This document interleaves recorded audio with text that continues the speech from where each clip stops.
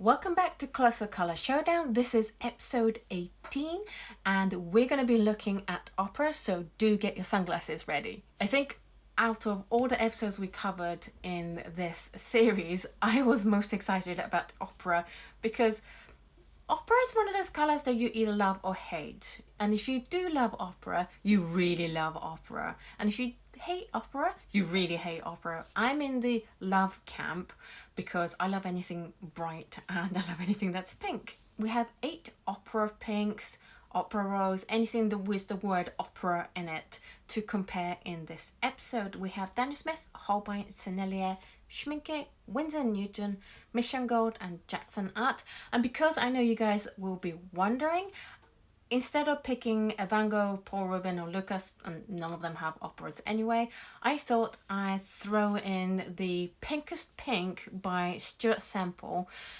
That is like supposed to be the famous, the brightest pink, pinkest pink colour. But he sells them as pigments and not watercolour. But Achak Fell very kindly made it into watercolour for me so that we can have it in this comparison. So thank you so very much, Achak Fell, for creating this watercolor for me. So I will admit that there may be slight variance because I don't know what binder she used in it and how much of ratio, but I think it's a good sample to compare with the rest because they do claim it to be the pinkest pink. Before I did this comparison, the opera by Holbein was my absolute favorite opera. I thought that was the brightest color. Oh, how wrong I was. Mission Gold's Bright Opera deserves that name of having bright in front of the opera because it is the brightest colour out there in terms of what we have here. It is noticeably brighter, it is noticeably more neon than the Holbein one. I would say that the Mission Gold's the brightest, followed by the Daniel Smith and Holbein being the second brightest. They're pretty close, but the Mission Gold by far is the brightest opera out there. Most operas are based on PR122, which is quinacridone magenta, and then a lot of them do add some fluorescence to it. The only one that doesn't have any fluorescence is the Daniel Smith one. That's just a straight queen magenta. And then Sennelier and Jackson's use a pigment called the rhodamine 6G instead of using the quinacridone, and you can really see the color difference between these two colors and the rest. It's not in the same realm of colors. The Schmincke one and Winsor & Newton one, I have to say, are pretty similar. They're both a little bit weaker tinting strengths than the other colors, and you also get this fluorescence separation happening from the color. You don't get that noticeable patches of fluorescence separating from the queen magenta in the other colors, but you definitely see it in these two cases. In terms of the pinkest pink here, I think it's a matter of different definitions. My personal definition for a pinkest pink would be like really neon, but also have really good body of color. So to me, this I would call the pinkest pink. However, if they have a definition of pinkest pink as the most neon or most fluorescent, then I can see how they could justify calling this the pinkest pink, because I see this as just the fluorescent pigment with no quinacridone magenta or any other color put in it. This is the purest form of the pink fluorescent pigment. So legally, I couldn't argue with it, but personally, I would think it's actually the weakest pink out of all these colors. There are a lot brighter, bolder pinks and operas out there on the market than the pinkest pink. The Mission Gold one just blows my mind. I also want to say a huge thank you to Ev, because Opera Rose in a tube form is not available in the UK. I cannot find it anywhere, whereas you can get hold of them in Canada and I assume in other countries. So Ev very kindly sent me a tube of the operas because it was literally the only color I did not have from Sennelier, and she felt that it was incredibly sad that an opera lover like me didn't own one. So thank you so much for sending me that tube. In terms of prices, Not surprisingly, Jackson again is the cheapest. The most expensive one in the opera range, due to absence of core having an opera, it is the Winsor & Newton that's the most expensive, but not as huge difference in prices as we normally see in these episodes. It's about 2.5 times the price. We didn't have any binder split on any of these colors, but I did notice that the Snelly one had a very gloopy texture as always. Let's now look at opacity, and the operas come in a variety of opacity, with the Mission Gold one being the most opaque. It has the most amount of deposits showing on the black, and this kind of makes me wonder whether they have a brightener in it that makes it even more bright on white paper than all the other brands. That's not a fact, I'm just wondering on my own. But it's also possible that whatever pigment they use to make the paint is just a naturally opaque color.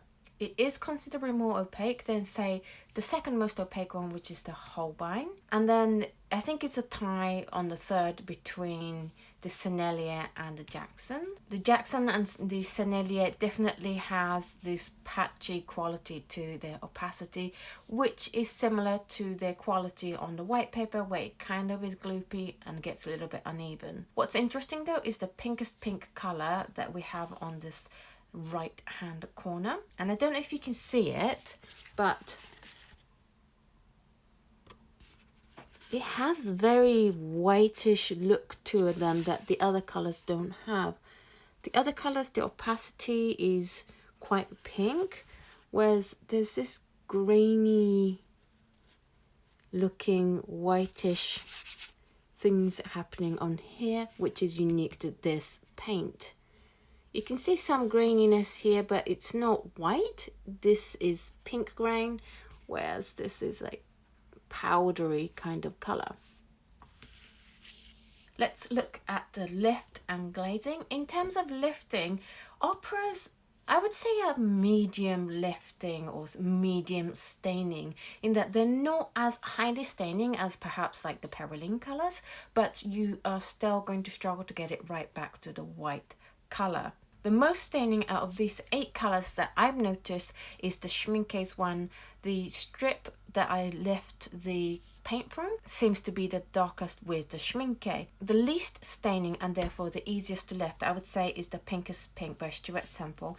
However, as I said before, I think this is just the fluorescent pigment with no highly staining pigments. So if you want a strong opera, and we just ignore this and talk about the strong operas that have quite nice bold colors, then I would say that the most lifting, the easiest one to lift, is the Daniel Smith's one.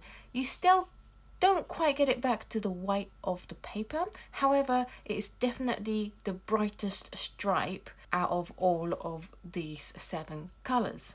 In terms of glazing, we've seen this story throughout the series where the Sennelier and Jacksons, if you try to glaze at their full strength, they kind of get messy, and I feel that this is the same in this opera color testing.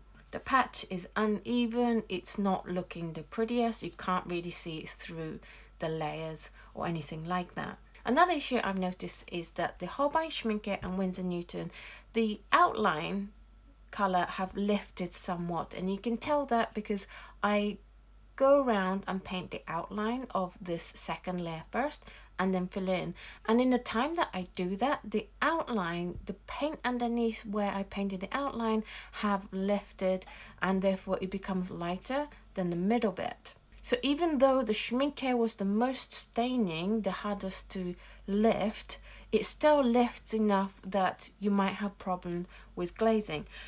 I don't particularly think opera is a good glazing color, certainly at full strength. You're either going to get lifting like these 3.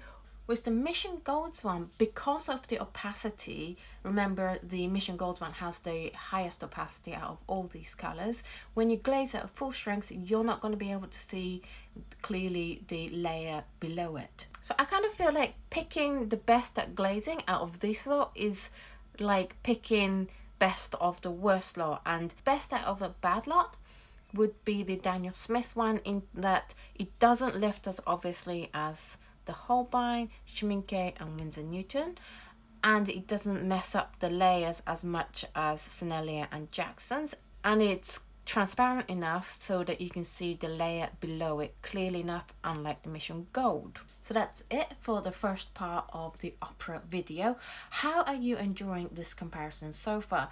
It's so bright, and it's definitely one of those colors that you either love or hate. I personally love the color.